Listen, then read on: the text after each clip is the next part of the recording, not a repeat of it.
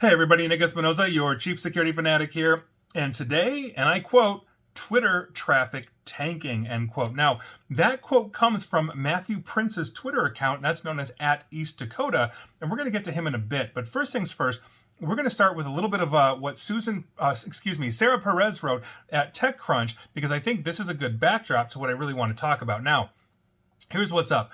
Basically, the newly hired CEO of Twitter, Linda Yaccarino, is basically pushing back at reports that Twitter traffic is tanking as a result of the July 5th launch of Instagram Threads. That's the Mark Zuckerberg data privacy mining nightmare that has gained 100 million users in something like the last 5 days, blowing past, mind you, ChatGPT and pretty much every other app. It's kind of nuts. So here's what's going on.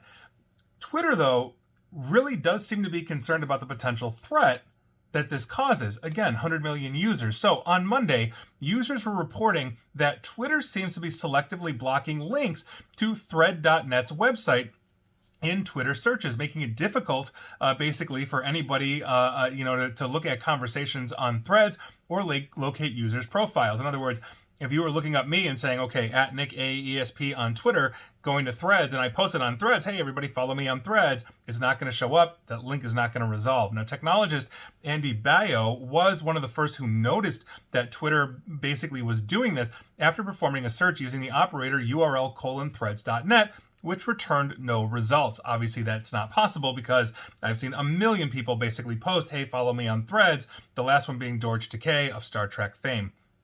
So technically, this search operator would pull in any tweets with that website specified, and obviously there were a ton. In addition, a simpler search without using the operator of URL: will return tweets that reference Thread.net's website or Twitter users who are tweeting out their Thread usernames to their followers, but didn't seem to return any direct links to discussions taking place on Threads platforms, meaning that integration Twitter seems to be cutting to keep everybody in their ecosystem in some way and make it harder to get basically out to Threads. Now, the timing of when this block began remains unclear, as Twitter no longer responds to press inquiries following the acquisition of Twitter by Elon Musk last year. This isn't the first time, for the record, that Musk's Twitter has blocked links to competitors' websites. Shortly after newsletter platform Substack launched its discussion features known as Substack Notes, Twitter began censoring those links by making the post impossible to reply to, like, or retweet.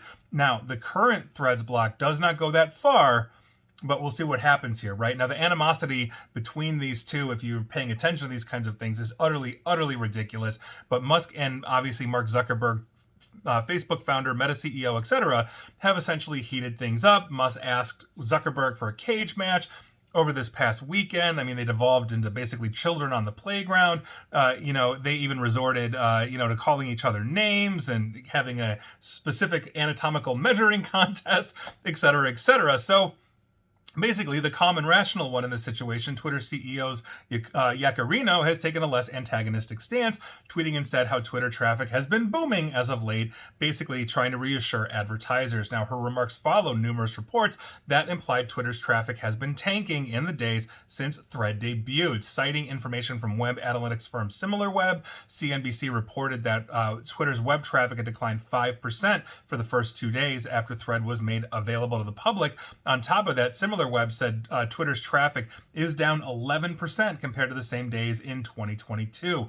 Other data seems to support these findings, including a tweet from Cloudflare CEO Matthew Prince, which is where I get the title of this podcast and video and all that kind of stuff. Basically, Cloudflare provides content delivery networks and protection against denial of service attacks. They are very plugged in and they are very huge globally. Now, quote, Twitter traffic tanking is what Prince actually tweeted, showing a graph of DNS rankings from Cloudflare over time for Twitter.com, where you can literally map it from last year, where you start to see just this gradual decline, essentially as Elon Musk took over, and obviously drastic changes were made. And again, I don't care if you love or hate those changes, that's simply it. So I should say not no. But so with that, back in November, I actually wrote an article entitled Why Twitter Will Die. And what I wrote then was, and I quote myself from that article in November of last year, to be clear, Twitter itself could live on for years as a website and app people can visit and use. What will die were the intentions of well-minded people trying to make Twitter into something it could never be, a place for open, honest, intelligent, and rational discussion or debate, end quote. And I think we're seeing that now. I really do. I've personally noticed that the algorithms on Twitter are now feeding me much more politically slanted news, much more politically charged Twitter accounts and all of that in the For You section. These are not people I follow or news outlets I follow, but I'm getting this, and it tends to be more hyperbolic than I've basically seen in the past. Now, one of those, for example, I wanted to do an experiment, and so I basically wanted to post a few rather balanced replies to news articles from some major sources on some hot button topics. And now one of those, which was ABC News, had a report on families here in the United States who have trans children, and they're having to travel out of state for care, depending on the state here in the union that they have, because some states are banning this practice. This is obviously one of those hot button societal issues, and it's honestly something I really know nothing about. I just don't know much about this. It's not something that I've really followed.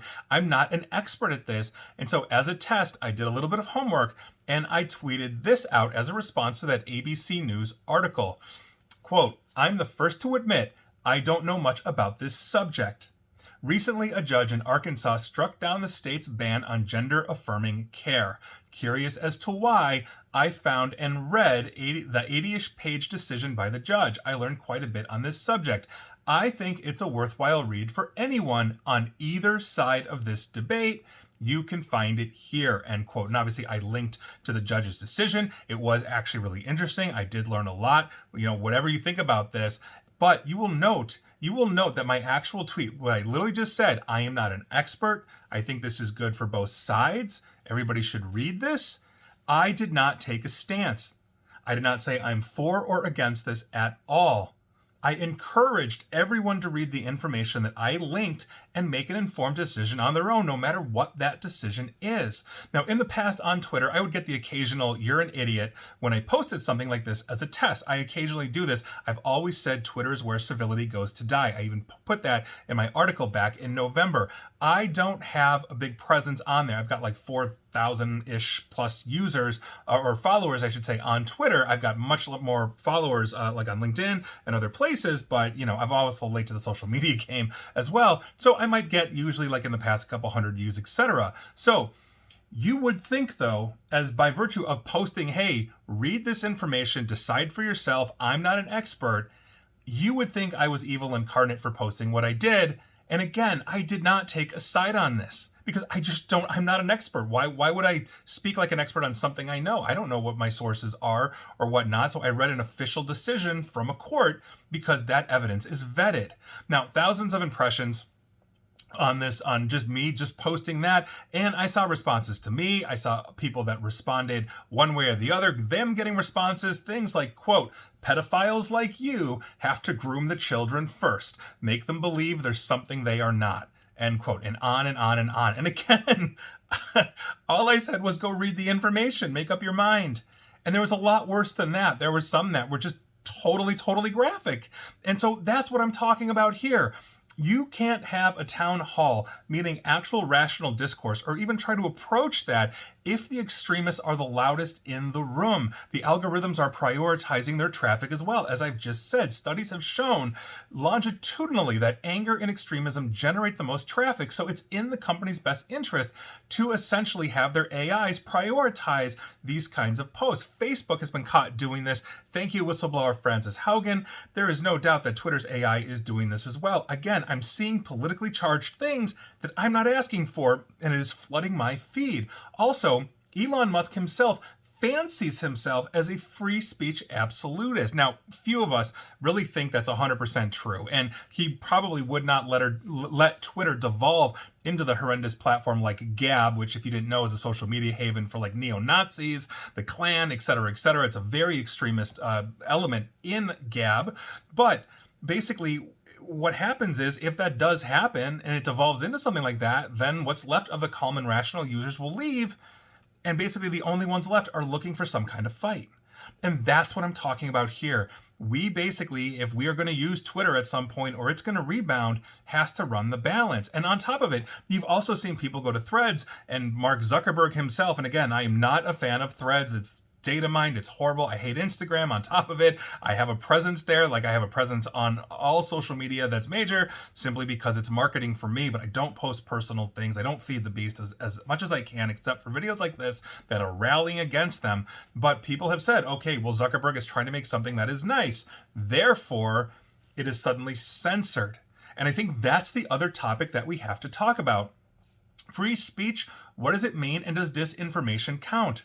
You know, when you look at the intention of the founding fathers, per the actual writings that they had, free speech to them meant rational discourse, that, you know, in a theater of ideas, you come with logic, you come with knowledge, and maybe you are against the grain. Maybe you have a different approach to something than the majority does, but you're allowed to speak. You're allowed to make your case. This wasn't basically intended, nor could they have foreseeved, 12-year-olds playing Call of Duty at 3 a.m. calling everybody the N-word, or basically everybody screaming at each other with zero knowledge or capability, or really actually listening to each other, not to mention disinformation. And so what does that actually mean? Is there really free speech on Threads? We just can't be jerks to each other, or is it really truly censored? And disinformation, is that covered under free speech if it's known to be demonstrably false and poisoning basically a population on information? Like, these are things that need actual discussion. I'm all for free speech. You can tell me I'm wrong till the cows come home. I have a standing order, in any company I've ever been with, that anybody can come to me. I don't care how junior or senior you are, and you can say, Nick, you're an idiot, and here's why. And you have to tell me why, and you have to give me a solution, and I will listen. That's the way it should be. And so there you go. I'll get off my soapbox, but Twitter traffic tanking is the name of the game today. And I promise you, I'm going to have people that are going to basically respond to this without hearing more than 10 seconds of this entire video or podcast. I would put money on it, and so should you. And please like, share, follow me here on Facebook and Twitter at Nick A. ESP, as well as Threads as well, because I got to mention them too now, as well as YouTube. And as always, stay safe, stay online, and please attempt to stay private. And everybody just be excellent to each other. That's all I ask. Thanks.